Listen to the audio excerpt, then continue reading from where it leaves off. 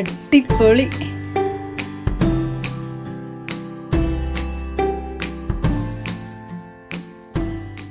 Hi friends, today's video is a very different one from the regular recipe videos.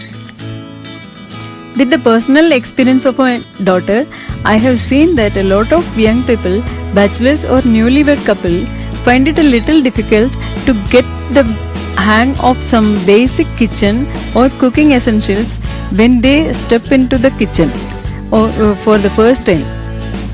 So, today's video has some basic kitchen and cooking essentials that can help beginners ease into the cooking process. Please let me know in the comment section if there are any more kitchen essentials that you would like me to make a video of. The first one is how to make thick creamy curd. In order to make thick creamy curd, you will need boiled full cream milk. Pour out the milk into a bowl.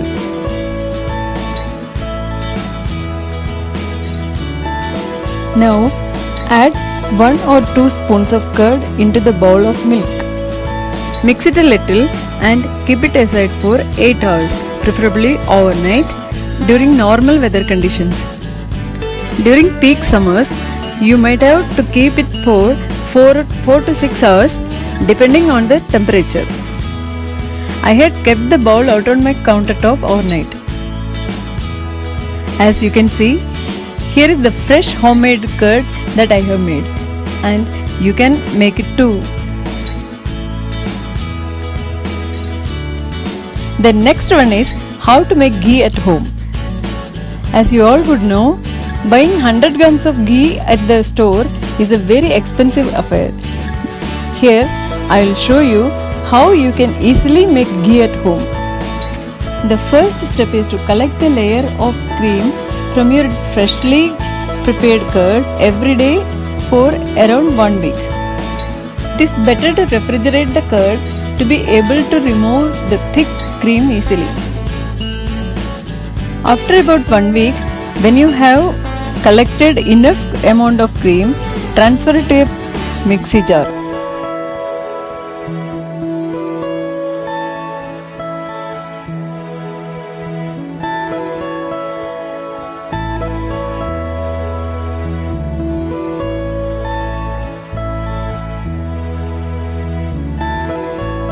Whip the cream in the mixie slowly.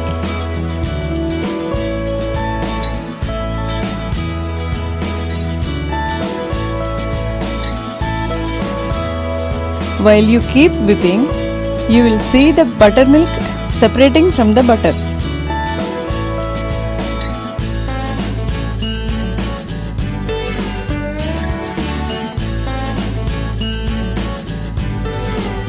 After a considerable amount of butter is separated, transfer the contents into a bowl and separate the butter and buttermilk.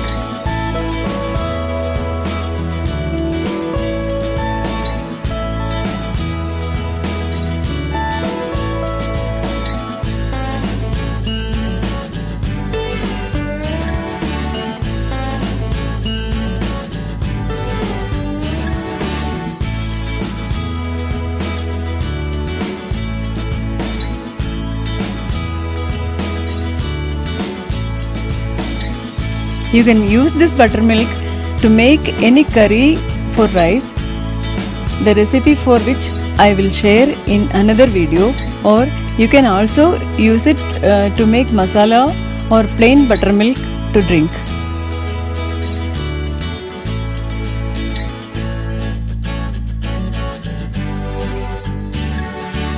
Now take the butter and wash it thoroughly to remove any amount of curd from it.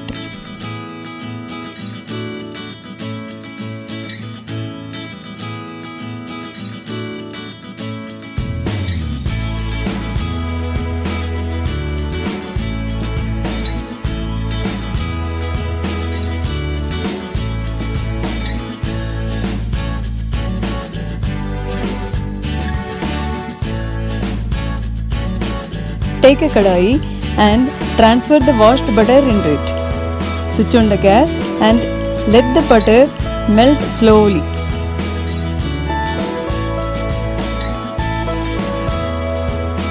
Make sure to keep the gas on a medium flame.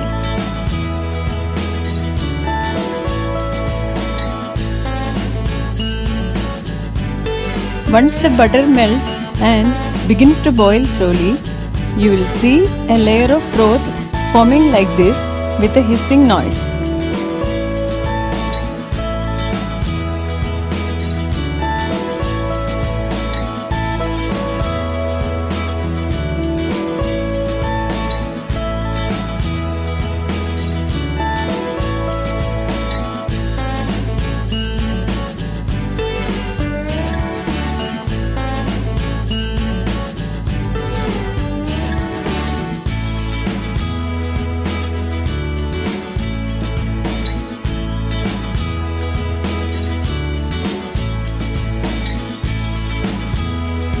Once the noise stops, switch off the flame immediately and remove it from the heat.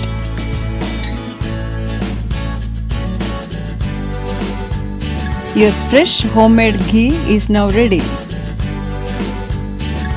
The next video is how to make tomato puree, that is largely used to make a thick gravy. To make 1 bowl of tomato puree, take 4 medium-sized tomatoes in a small vessel. Add about 1/4 glass of water in the vessel. Pressure cook this for up to 2 whistles. Once the pressure releases, remove the vessel and let the tomatoes cool for a while. Once it cools, remove the skin from the tomato.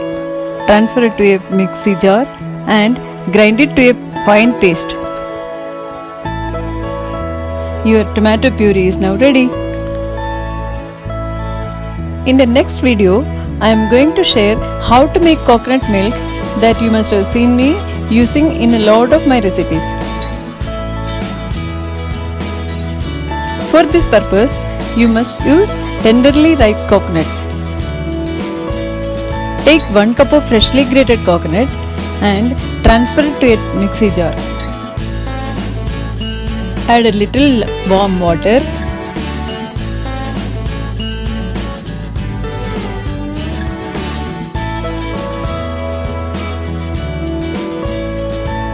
Grind the contents till it becomes like this.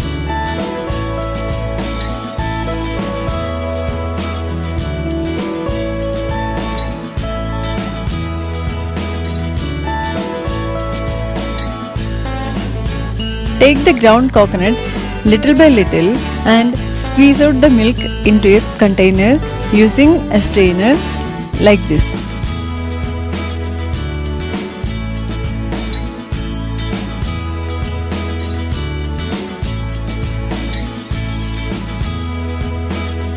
Your fresh coconut milk is now ready.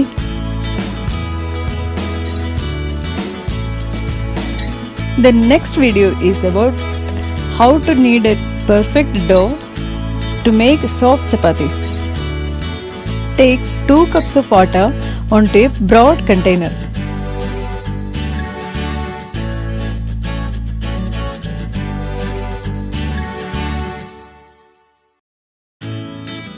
Keep adding water little by little while kneading the dough each time.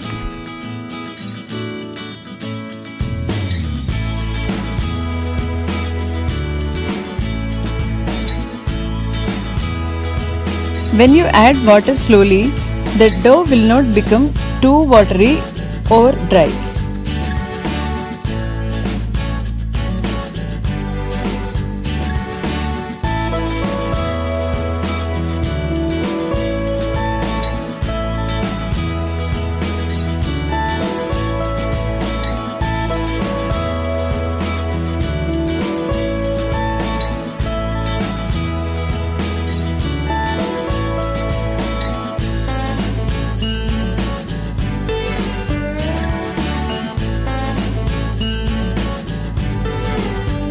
As you can see, we needed little less than 1 cup of water for 2 cups of dough.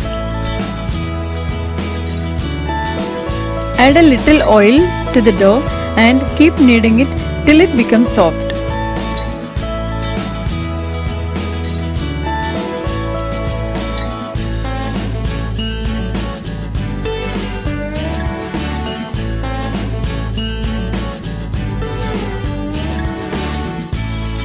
Cover the dough with a plate or cloth and set it aside for at least 30 minutes. 2 cups of dough makes about 12 chapatis if you take a lemon-sized ball for each chapati. While you spread your chapati, make sure you don't use too much of atta since that makes the chapatis hard. For those who think making fulkas on your gas stove spoils your burner, adding less atta powder while spreading your chapatis can solve this problem. Serve your hot and soft chapatis with your favorite sabji.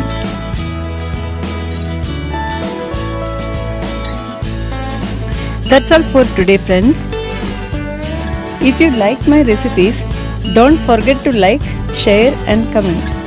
Hit the subscribe button to be notified whenever a new video comes up. Thanks for watching.